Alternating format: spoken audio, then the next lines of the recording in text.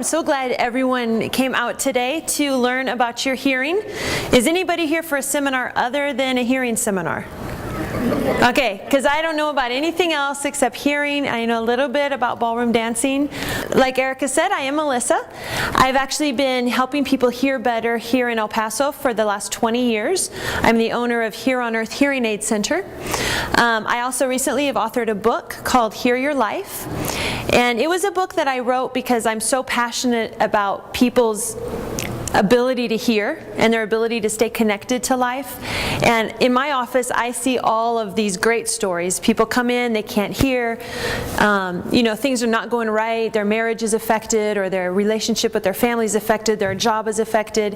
And as they learn to hear again and adapt to the use of hearing aids, that picture completely changes. And so that kind of drove me to write the book. When I get to talk to people, I get to really have you understand how important your hearing is. But there's millions of people in the world I don't get to talk to face to face. So I hope the book will kind of bridge that gap so that people understand how vital their hearing is to connecting them to their life. And on this journey, I've been able to walk people hand in hand into hearing better and to not missing out on their life. It's been said that the world is sound, and certainly sound surrounds us everywhere we are. Our hearing connects us to this wonderful world of sound. Our hearing protects us. It enables us to have amazing experiences. It opens our world up to opportunities. So many ways that we take our hearing for granted. When you imagine not being able to hear, you can imagine how isolating that is. And just those little comments that you make to your spouse or your loved one or your friend, driving down the road, oh wow, look, there's a new building. Oh, and then you get to talking.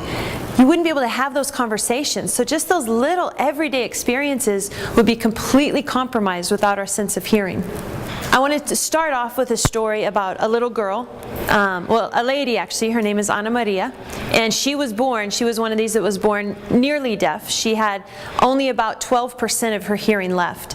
And so she was born, parents were very concerned about it. Right away they put her into schools for the deaf. She learned sign language, and she progressed through all of her elementary years that way and did really well. She learned how to speak, and you could barely tell when she talked that she had never heard it. So Ana Marie really was raised in a very quiet world without knowing the joys that we know of hearing. And as she went off to college, she got into a mainstream college. She could read lips so well that she could keep up in her classes. She would sign. And there was a certain boy in her first year, I think it was her geography class, that sat in back of her and to the right, and his name was Leo. And Leo thought Ana Marie was just the most beautiful thing he'd ever seen. And on a few occasions he tried to, get her attention or communicate, and she'd just walk away. Of course, she couldn't hear him, but he didn't know that. One day he saw her across campus with a friend, and she was signing. And it dawned on him, that maybe she can't hear. And so all those advances he tried to make to her, and hey, oh, do you want to go? And she would walk away. Maybe she wasn't ignoring him as much as he had thought. So instead of walking up and trying to verbally do something, he went and learned sign language. Took the next semester, not a lot, but he learned enough to get along. And one day when he finally got his courage up, he went up to Ana Marie and signed to her and asked her to go on a date. Well, she could tell he wasn't very fluent in signing, but was so flattered that he would have gone to all that trouble for her that she agreed. And that was the first date of what would be a wonderful romance. And eventually they did, after college, they got married and tried to start a family. Unfortunately, no baby came, and so they were getting kind of worried about it. And then one day, miracle of miracles, she found out she was pregnant. And of course, they were overjoyed. And a few months later, she found out she wasn't just pregnant with one, but with twins. And again, kind of fear and happiness. And it wasn't until about this 5th or 6th month when it dawned on Ana Marie, what if my babies can't hear?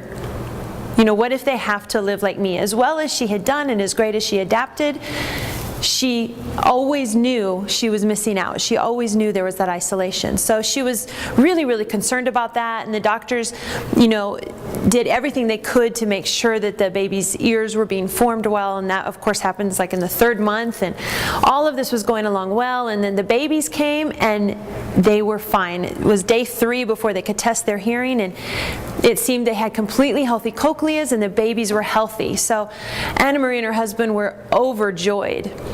But then the reality of having babies kind of sunk in. So she started looking into hearing aids again. And she had worn hearing aids when she was a little girl and had a really bad experience, and so that was kind of in her mind. But this motivation of making sure she could hear her children was enough to make her look back into it. And fortunately for Anna Marie, hearing aids have come so far, and even at that point they'd come a long ways. And so she ended up in my office. This is when I met Anna Marie and heard her story. And so, I told her, I said, well, we can certainly try. You're never going to hear perfect. She would never hear like we have the good fortune of hearing, but you can definitely hear with the way her hearing was. She had enough nerve hearing that she would be able to hear sounds. She would hear her baby cry or her kids laugh. She maybe, although wouldn't hear it clearly, she would hear their first words. And so that was very exciting for her and very motivating. And so she went ahead and ordered hearing aids. And so the day came when her hearing aids came in, and I called her, and she and Leo showed up at my office. They'd gotten a babysitter for the babies who were now close to a year old. And she came in very nervous, and we put the hearing aids on her ears and we turned them on, and right away she realized that she was hearing stuff around her. We were clapping and making noise. The husband talked to her from behind, and although she didn't understand him, she turned around because she had heard his voice. And all of these things that had been silent to her forever, she could hear. She was so excited. So they get on the road, and she was talking and she was excited, and then all of a sudden she fell very quiet. And Leo knew why. He knew his wife very well at this point, and he knew that all of a sudden she must have been thinking about the babies. And she was. And she was thinking, what if I can hear them? And then at the same time, what if I can't hear them? She didn't want to get her hopes up, but she did, and she was just in this emotional fray, trying to spend the next 15 minutes before they would get home wondering what it would be like, with hope but not wanting to have too much hope. So they get home, and she was quiet the rest of the way home, and Leo just let her have her space. And as they sat there quietly in the car, he grabbed her hand and he signed to her, "I love you no matter what, we're in this together." So they walked into the house, and again she could hear the key unlock the door.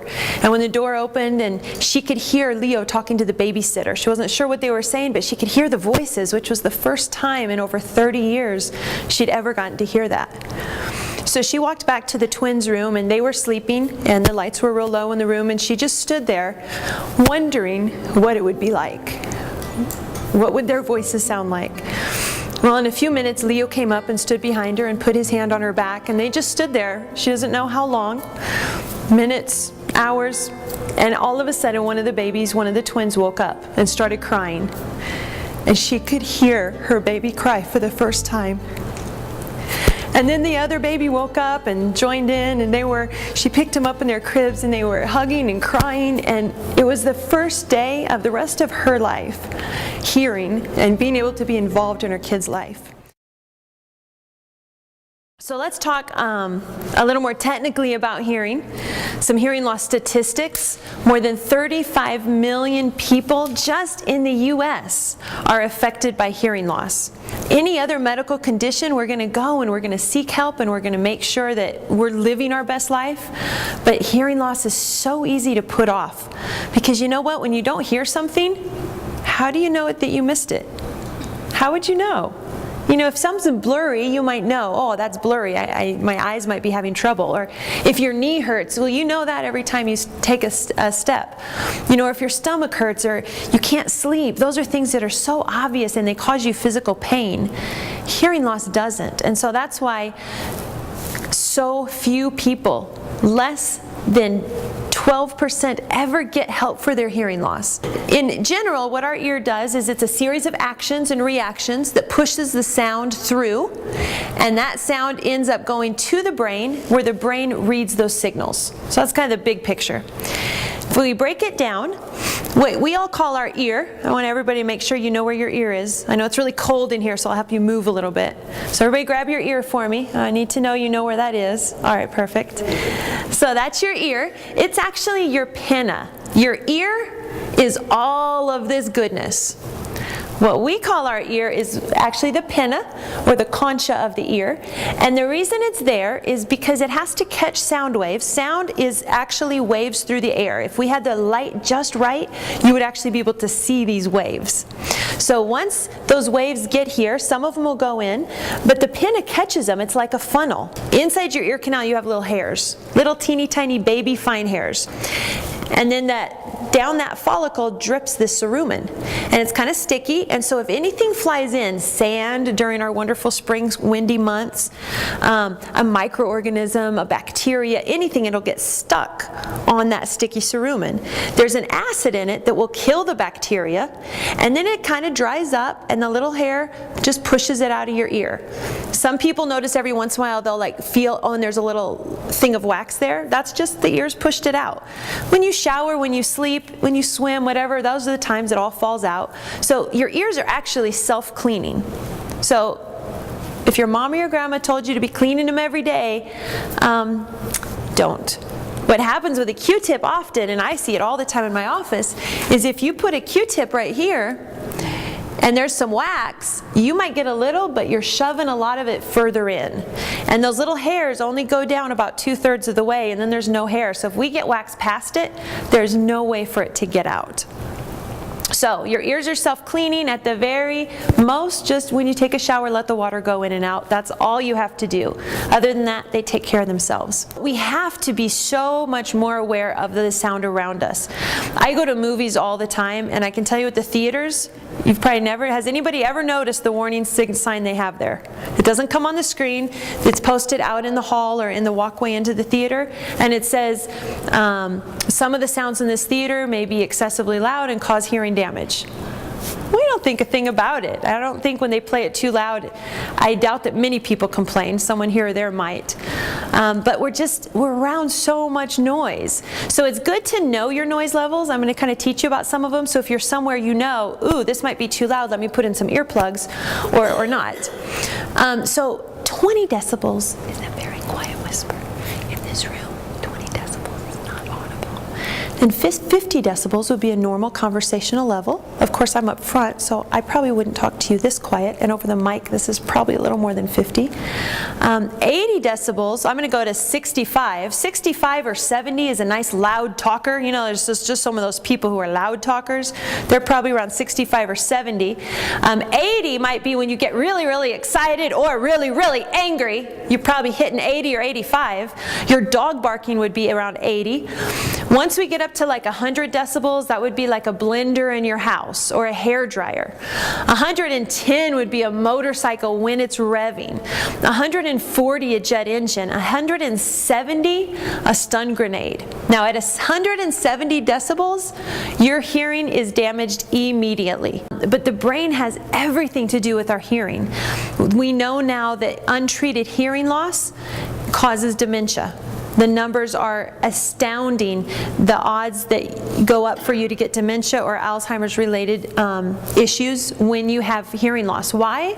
Because the brain knows it's supposed to be hearing these signals and they're not there, and so it's causing confusion in the brain.